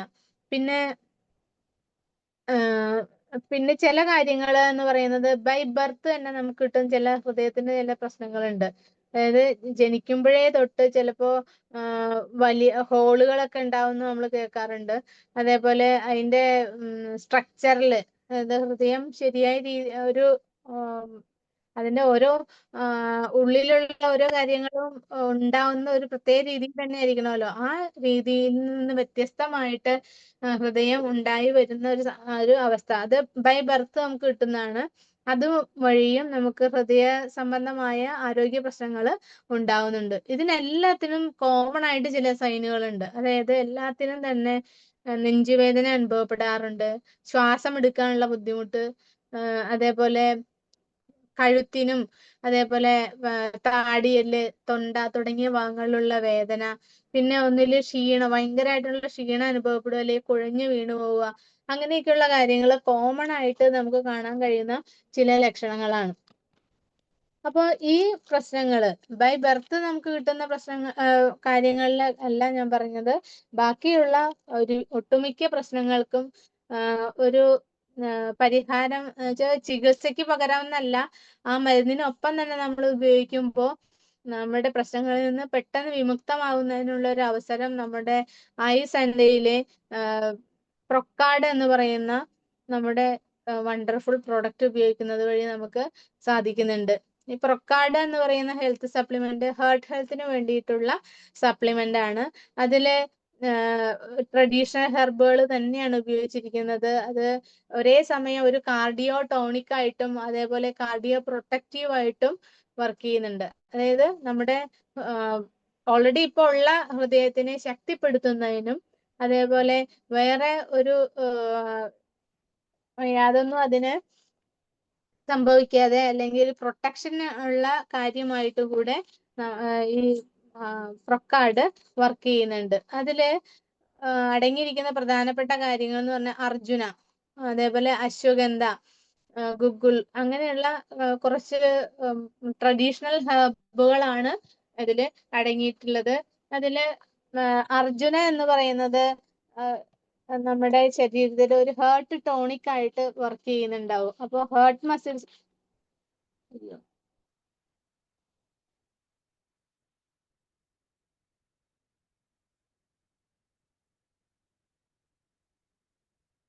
അത് ചെയ്യുന്നത് എന്താന്ന് വെച്ചാല്, മാഡം കേക്കാമോ? ഹലോ, കേൾക്കാം കേൾക്കാം. ഓക്കെ. ഹേർട്ട് ടോണിക് ആയിട്ട് വർക്ക് ചെയ്യാന്ന് പറഞ്ഞാല് നമ്മുടെ ഹേർട്ട് മസിൽസിനെ സ്ട്രെങ്തൻ ചെയ്യാനായിട്ട് പ്രൊക്കാർഡിലെ അർജുന നമുക്ക് സഹായിക്കുന്നുണ്ട്. അതേപോലെ ബ്ലഡ് സർക്കുലേഷൻ ഇംപ്രൂവ് ചെയ്യാനും അർജുന സഹായിക്കും. അതേപോലെ അതിലടങ്ങിയിരിക്കുന്ന ഏറ്റവും പ്രധാനപ്പെട്ട ഒരു ഇൻഗ്രീഡിയന്റ് നമ്മൾ അശ്വഗന്ധയാണ്. അശ്വഗന്ധ നമ്മൾക്ക് ഒരുപാട് കേട്ട് പരിചയമുള്ള ഒരു പേര് തന്നെയാണ് അല്ലെ. അശ്വഗന്ധ എന്ന് പറയുന്നത് നമ്മുടെ എനർജി ബൂസ്റ്ററിൽ ഏറ്റവും പ്രധാനമായിട്ട് അടങ്ങിയിരിക്കുന്ന ഒരു ഇൻഗ്രീഡിയന്റ് ആണെന്ന് നമുക്കറിയാം. ഈ അശ്വഗന്ധ നമ്മുടെ പ്രൊക്കാർഡിലും അടങ്ങിയിട്ടുണ്ട്. അപ്പൊ നമുക്കറിയാം എനർജി ബൂസ്റ്റർ നമ്മൾ ഉപയോഗിക്കുമ്പോൾ സ്ട്രെസ് കുറയുമെന്ന് നമുക്കറിയാം. എന്നതുപോലെ തന്നെ നമ്മുടെ സ്ട്രെസ് കുറയ്ക്കാൻ, ബോഡിയുടെ സ്ട്രെസ് കുറയ്ക്കുന്നതിന് ഏറ്റവും സഹായിക്കുന്ന ഒരു സപ്ലിമെന്റ് ആണ് നമ്മുടെ പ്രൊക്കാർഡ്. അത് ഒരു കാർഡിയോ സപ്പോർട്ടീവ് ബെനിഫിറ്റ് നൽകുന്നുണ്ട്. ഈ അശ്വഗന്ധ പ്രൊക്കാർഡിൽ അടങ്ങിയിട്ടുണ്ട് എന്നുള്ളത് കൊണ്ട് തന്നെ കാർഡിയോ വാസ്കുലർ സിസ്റ്റത്തിനെ വളരെയധികം സ്ട്രെങ്തൻ ചെയ്യുന്നതിന് ഈ പ്രൊക്കാർഡ് നമ്മളെ സഹായിക്കും. അതേപോലെ അതില് ഗുഗുൾ എന്ന് പറയുന്ന ഒരു ഘടകം അടങ്ങിയിരിക്കുന്നത് കൊണ്ട് നമ്മുടെ ലിപ്പിഡ് മാനേജ്മെന്റിനെ, അതായത് ഹെൽത്തി കൊളസ്ട്രോൾ ലെവലിനെ മെയിൻറ്റെയിൻ ചെയ്യാനായിട്ട് വളരെയധികം സഹായിക്കുന്ന ഒരു സപ്ലിമെന്റ് ആണ് പ്രൊക്കാർഡ്. അപ്പൊ ലിപ്പിഡ് എന്ന് പറഞ്ഞാല് നമ്മുടെ LDL ഉണ്ട്, HDL ഉണ്ട് അല്ലെ. ഇതൊക്കെ നമ്മൾ കേട്ടിട്ടുണ്ട്. ട്രൈഗ്ലിസറൈഡുകൾ, ഇതിനെയൊക്കെ ഒരു നല്ല രീതിയിൽ, LDL എന്ന് പറഞ്ഞാൽ ചീത്ത കൊളസ്ട്രോൾ ആണ് എന്ന് നമ്മൾ കേട്ടിട്ടുണ്ട്. അതേപോലെ ട്രൈഗ്ലിസറൈഡുകളും നമ്മുടെ ശരീരത്തിന് ഒരു പരിധി കഴിഞ്ഞ് ഈ രണ്ട് കാര്യങ്ങളും ഒരു ലെവലിനപ്പുറം പോയി കഴിഞ്ഞാൽ നമ്മുടെ ശരീരത്തിന് ദോഷം ചെയ്യുന്ന കാര്യങ്ങളാണ്. അത് ഹാർട്ട് അറ്റാക്കിന് കൂടുതൽ കാരണമാവുന്ന അല്ലെങ്കിൽ കാരണമാക്കുന്ന കാര്യങ്ങളാണ് LDL-ഉം അതേപോലെ തന്നെ ട്രൈഗ്ലിസറൈഡും എന്ന് നമുക്കറിയാം. അതേപോലെ അപ്പൊ ഈ ഹാർട്ട് അറ്റാക്കിന്റെ സാധ്യതകളെ കുറയ്ക്കുന്നതിന് വേണ്ടിയിട്ട് സഹായിക്കുന്ന ലിപ്പിഡ് ഫാക്ടറാണ് നമ്മുടെ HDL, ഹൈ ഡെൻസിറ്റി ലൈപ്പോപ്രോട്ടീൻ എന്ന് പറയും. അതെന്താ ചെയ്യാൻ, ഈ പ്രൊക്കാർഡ് കഴിക്കുമ്പോൾ നമുക്ക് HDL ലെവൽ ഉയർത്തി കൊണ്ടുവരാനായിട്ട് കഴിയും. അതുകൊണ്ട് എന്താ ചെയ്യാൻ പറ്റുകയെന്ന് വെച്ചാൽ നമ്മുടെ ഫാറ്റ് ഡെപ്പോസിറ്റ്, ബ്ലഡിലുള്ള ഫാറ്റ് ഡെപ്പോസിറ്റിനെ ക്ലിയർ ചെയ്യാനായിട്ട് സഹായിക്കുന്നുണ്ട്. അതേപോലെ ഹാർട്ടിനെ സ്ട്രെങ്തൻ ചെയ്യാനായിട്ട്, അതായത് കാർഡിയോ ടോണിക് ആണെന്ന് പറഞ്ഞു അല്ലേ, അത് വളരെയധികം സഹായിക്കുന്നു. ഹാർട്ട് പമ്പിങ് വളരെ എഫക്റ്റീവായിട്ട് നടത്തുന്നതിനൊക്കെ സഹായിക്കും. അതേപോലെ സ്മൂത്ത് ബ്ലഡ് ഫ്ലോ, നമ്മുടെ ശരീരത്തിൽ ഒന്നായിട്ട് സ്മൂത്ത് ബ്ലഡ് ഫ്ലോ ഉണ്ടാകാനായിട്ട് സഹായിക്കും എന്നുള്ളത് കൊണ്ട് തന്നെ പ്രൊക്കാർഡ് നമ്മൾ ശീലമാക്കേണ്ടത് അത്യാവശ്യമാണ്. ഇനി വേറൊരു പ്രധാനപ്പെട്ട ഒരു കാര്യം, നമ്മൾ ഈ പ്രൊക്കാർഡ് എന്നല്ല എല്ലാ സപ്ലിമെന്റുകളും ഉപയോഗിക്കുമ്പോൾ നമ്മൾ ശ്രദ്ധിക്കേണ്ട ഒരു കാര്യം എന്ന് പറഞ്ഞാൽ, നമ്മൾ 1-2 ദിവസം ഉപയോഗിച്ചിട്ട് ഇതുകൊണ്ട് റിസൾട്ട് ഇല്ല എന്ന് പറയരുത്. അത് തീർച്ചയായിട്ടും ഏറ്റവും കുറഞ്ഞത് ഒരു 30 ദിവസമെങ്കിലും ഉപയോഗിച്ച് കഴിഞ്ഞാൽ മാത്രമേ അതിന്റെ കറക്റ്റ് റിസൾട്ട് നമുക്ക് അറിയാൻ കഴിയുള്ളൂ. അത് ഈ നമ്മുടെ ഹൃദയാരോഗ്യമായിട്ട് ബന്ധപ്പെട്ട് നോക്കുമ്പോൾ നമ്മൾ ഈ സപ്ലിമെന്റ് കഴിച്ചതുകൊണ്ട് മാത്രം നമ്മുടെ ഒരു ഹെൽത്ത് നമുക്ക് പൂർണ്ണമായിട്ടും വീണ്ടെടുക്കാൻ പറ്റി എന്ന് വരില്ല. കാരണം അത് തീർച്ചയായിട്ടും നമ്മൾ അതിന്റെ കൂടെ ഒരു ഹെൽത്തി ഡയറ്റ് ഫോളോ ചെയ്തിരിക്കണം. അതിന്റെ ഒപ്പം നല്ലൊരു എക്സസൈസ്, നല്ല രീതിയിൽ കണ്ടിന്യൂസ് ആയിട്ടുള്ള എക്സസൈസ് നമ്മൾ ചെയ്യണം എന്നുള്ളത് അതിന്റെ കൂടെ ചേർത്ത് വായിക്കേണ്ട കാര്യമാണ്.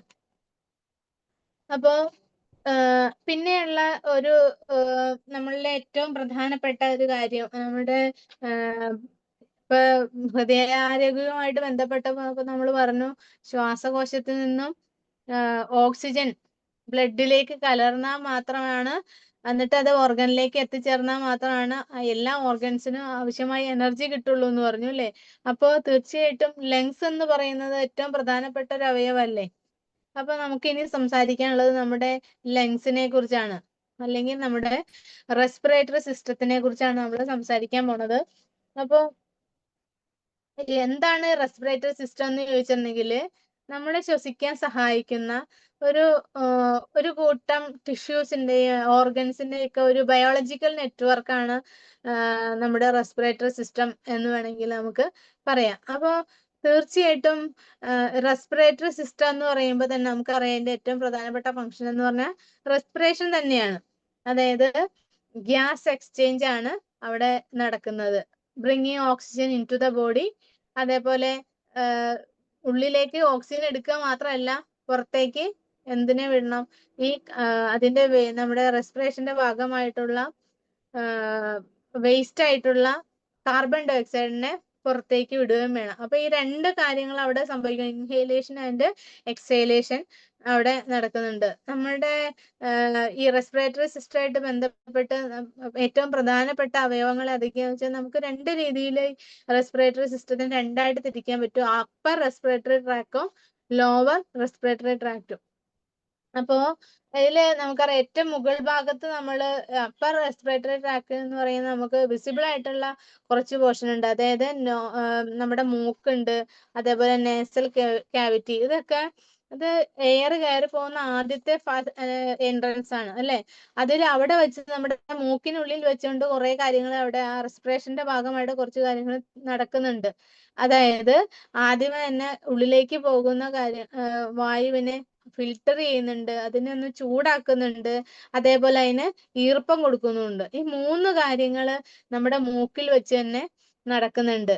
അത് സാധ്യമാവുന്നത് നമ്മുടെ മൂക്കിനുള്ളിൽ മ്യൂക്കസ് ഉണ്ട്. ആ മ്യൂക്കസിന്റെ സഹായത്തോടു കൂടിയാണ് ചൂടും ഹ്യൂമിഡിറ്റിയും ഒക്കെ അവിടെ ക്രമീകരിക്കുന്നുണ്ടെങ്കിൽ അതിന് ഈ ഫിൽട്ടറേഷൻ എന്ന് പറയുന്നത് സീലിയ അല്ലെങ്കിൽ ചെറിയ രോമങ്ങൾ ഉണ്ട് മൂക്കിൻ്റെ ഉള്ളിൽ, അത് വഴിയാണ് ഈ കാര്യങ്ങൾ നടക്കുക. ഇനി അതിന്റെ ഈ ഒരു അപ്പർ റെസ്പിറേറ്ററി ട്രാക്കിൽ ആദ്യത്തെ നോസും നേസൽ ക്യാവിറ്റി ആണെന്നുണ്ടെങ്കിൽ പിന്നീട് പോകുന്നത് നമ്മൾ കാണാൻ പറ്റില്ലെങ്കിൽ നമുക്കറിയാം സൈനസ് എന്ന് പറയുന്ന ഗ്രന്ഥി അല്ലെങ്കിൽ ഒരു ഭാഗം നമ്മുടെ മുഖത്ത് ഭാഗങ്ങളിൽ ഉണ്ട് എന്ന് നമുക്കറിയാം. അതായത് നമ്മുടെ സ്കള്ളില്ലേ, അതായത് തലയോട്ടിയുടെ ഭാഗത്തുള്ള ഹോളോ ഏരിയ, അതായത് ഒന്നുമില്ല അവിടെ, ഇതിൻ്റെ അകത്ത് ഒരു ദ്വാരം മാത്രം അങ്ങനെയുള്ളൊരു ഏരിയ ഉണ്ട് അവിടെ. അത് എന്തിനാണെന്ന് വിചാരിക്കും അല്ലെ. അപ്പൊ അത് തീർച്ചയായിട്ടും നമ്മുടെ ടെമ്പറേച്ചറും അതേപോലെ ഹ്യൂമിഡിറ്റി ഒക്കെ ക്രമീകരിക്കാൻ എന്തിന്റെയാണ്, അതായത് ഉള്ളിലേക്ക് പാസ് ചെയ്തു പോകുന്ന ഈ എയറിന്റെ ടെമ്പറേച്ചറും ഹ്യൂമിഡിറ്റിയും ഒക്കെ ക്രമീകരിക്കാനായിട്ട് സഹായിക്കുന്ന ഒരു ഭാഗമാണ് സൈനസ് എന്ന് പറയുന്നത്. അപ്പൊ സൈനസിനൊക്കെ ആ ഭാഗങ്ങളിൽ കഫം കയറി കിടന്ന് ഇൻഫെക്ഷൻ ആയിട്ട് നമുക്ക് പ്രശ്നങ്ങളൊക്കെ വരാറുണ്ട് അല്ലേ. അപ്പോ അത് റെസ്പിറേറ്ററി സിസ്റ്റം ശരിയായി വർക്ക് ചെയ്യുന്നില്ല എന്നാണ് അതിന്റെ അർത്ഥം. പിന്നീട് വരുന്നത് ത്രോട്ടാണ്, അല്ലെങ്കിൽ ഒരു സയന്റിഫിക് ടേം പറയുകയാണെങ്കിൽ ഫാരിങ്സ് എന്ന് പറയും. അപ്പൊ മൂക്കിൽ നിന്നും എയർ വഹിച്ചുകൊണ്ട് പോകുന്ന ഒരു കുഴലാണ്. അത് അവസാനിക്കുന്നത് നമ്മുടെ വോയിസ് ബോക്സിലാണ് അവസാനിക്കുക. പിന്നീട് വരുന്നത് ലാരിങ്സ് അല്ലെങ്കിൽ വോയിസ് ബോക്സ് എന്ന് പറയും. അത് നമ്മുടെ എയർ ഏരിയ, അതായത് വിൻഡ് പൈപ്പിന്റെ മുകൾ ഭാഗത്ത് സ്ഥിതി ചെയ്യുന്ന ഒരു, അതായത് നമ്മുടെ വോക്കൽ കോഡ് സ്ഥിതി ചെയ്യുന്ന സ്വനതന്തുക്കൾ അത് സ്ഥിതി ചെയ്യുന്ന ഒരു ഭാഗമാണ് ഈ പറയുന്ന ലാരിങ്സ് എന്ന് പറയുന്നത്. അപ്പൊ ഇത് എന്തിനാന്ന് വെച്ചിട്ടുണ്ടെങ്കിൽ നമ്മുടെ ഇതില്ലേ, നമ്മുടെ ശ്വാസകോശത്തിന്റെ ഉള്ളിലേക്ക് ഭക്ഷണ പദാർത്ഥങ്ങളൊന്നും കയറി പോകാതിരിക്കാനായിട്ട് വളരെയധികം സഹായിക്കുന്ന ഒരു പോർഷനാണ് ലാരിങ്സ് അഥവാ ഈ വോയിസ് ബോക്സ് എന്ന് വേണമെങ്കിൽ നമുക്ക് പറയാം.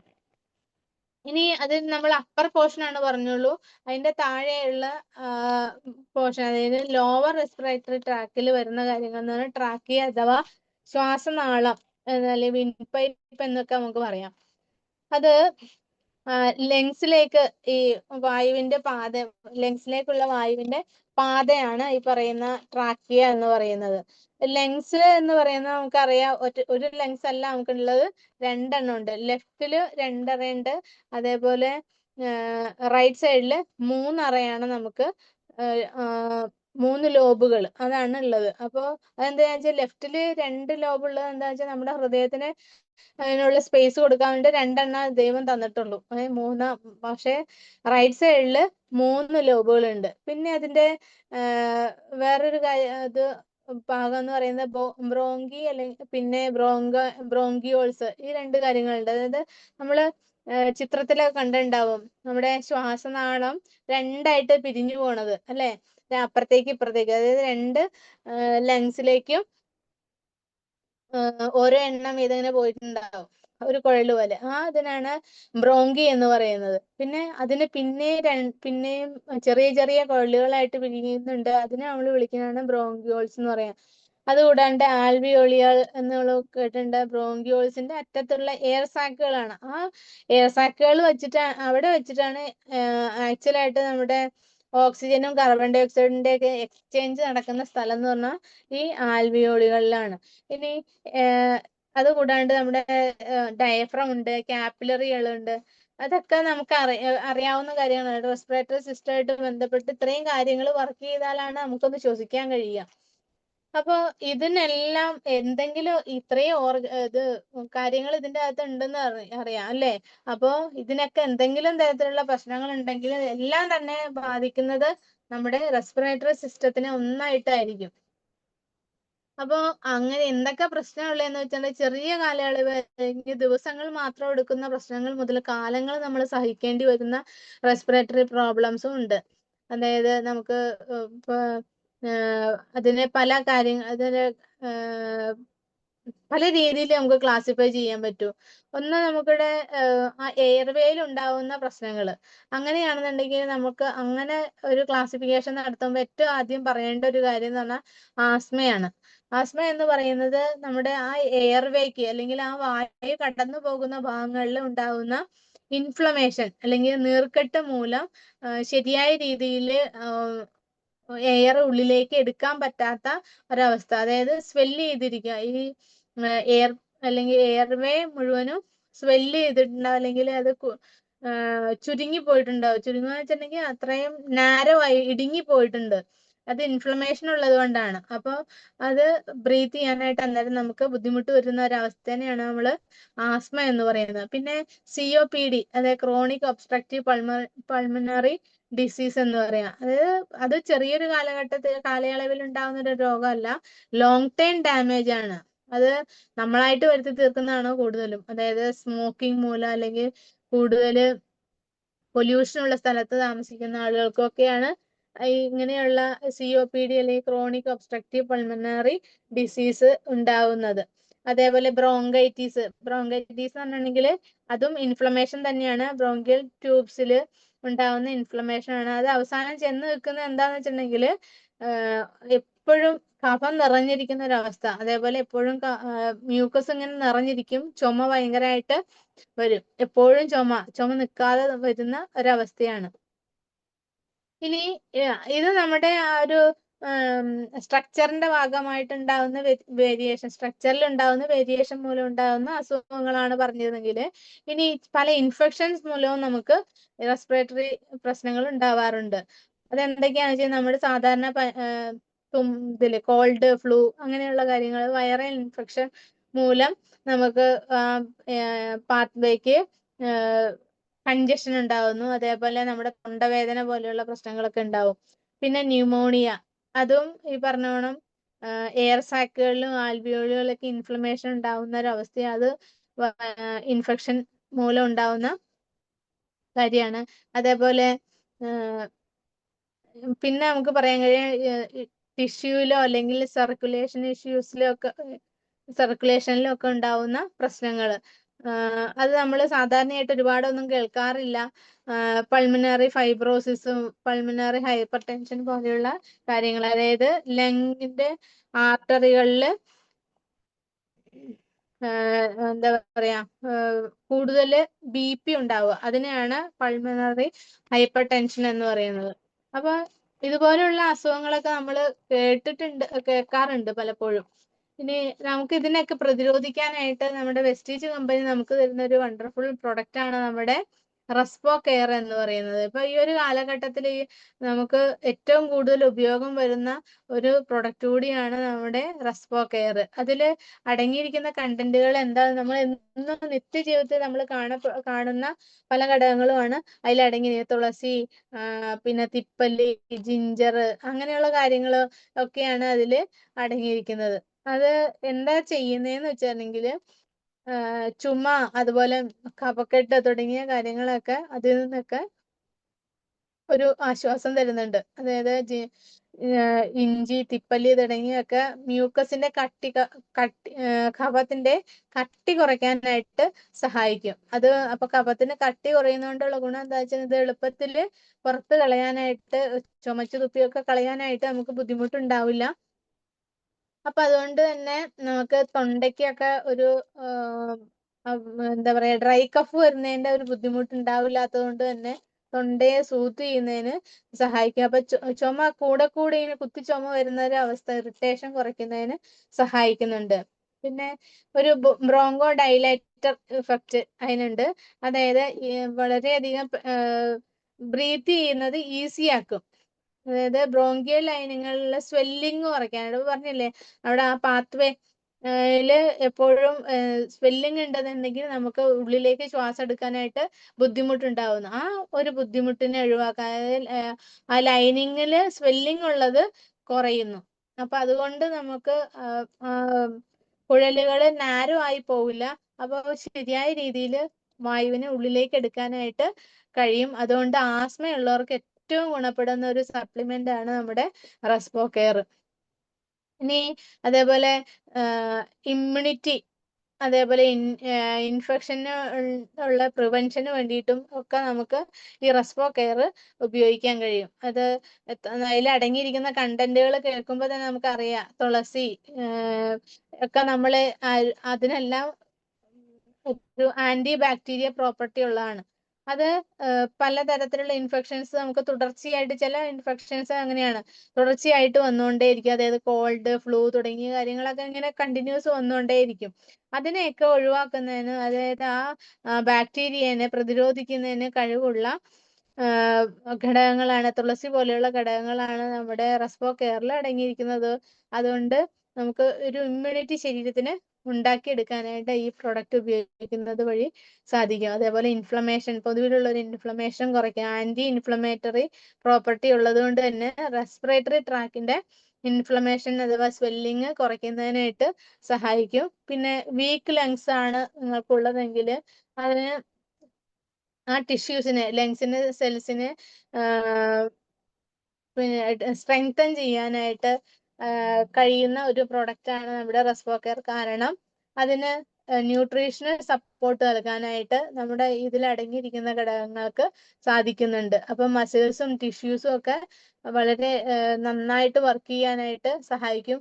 അതുകൊണ്ട് തന്നെ സ്മോക്ക് ചെയ്യുന്നവര്, അതേപോലെ പൊല്യൂട്ടഡ് ആയിട്ടുള്ള ഏരിയയിൽ വർക്ക് ചെയ്യുന്നവരോ അല്ലെങ്കിൽ ജീവിക്കുന്നവരോ ഒക്കെ എപ്പോഴും ഉപയോഗിക്കാൻ കഴിയുന്ന ഒരു സപ്ലിമെന്റ് ആണ് നമ്മുടെ റെസ്പോ കെയർ എന്ന് പറയുന്നത്. അപ്പോൾ സമയം 9:30 അപ്പൊ നമുക്ക് വൈൻഡപ്പ് ചെയ്യാനുള്ള സമയമായി എന്ന് തോന്നുന്നു. അപ്പോൾ ഈ പ്രൊഡക്റ്റ് ആയുസാൻഡെ എന്ന് പറയുന്നത് ശരിക്കും പറഞ്ഞാൽ നമ്മുടെ അഭിമാനമായിട്ടുള്ള പ്രൊഡക്റ്റുകൾ തന്നെയാണ്. കാരണം എത്രയും പെട്ടെന്ന് നമ്മളുടെ ആരോഗ്യം വീണ്ടെടുക്കുന്നതിന് പെട്ടെന്ന് തന്നെ സഹായിക്കുന്ന ഒരു കാറ്റഗറി ഓഫ് പ്രൊഡക്റ്റ് ആണ് നമ്മുടെ ആയുസാൻഡയിൽ വരുന്നത്. ഇനിയും പ്രൊഡക്റ്റുകൾ ഉണ്ട്, പക്ഷെ നമുക്ക് എല്ലാം ഒന്നും പറയാനുള്ള സമയമില്ല.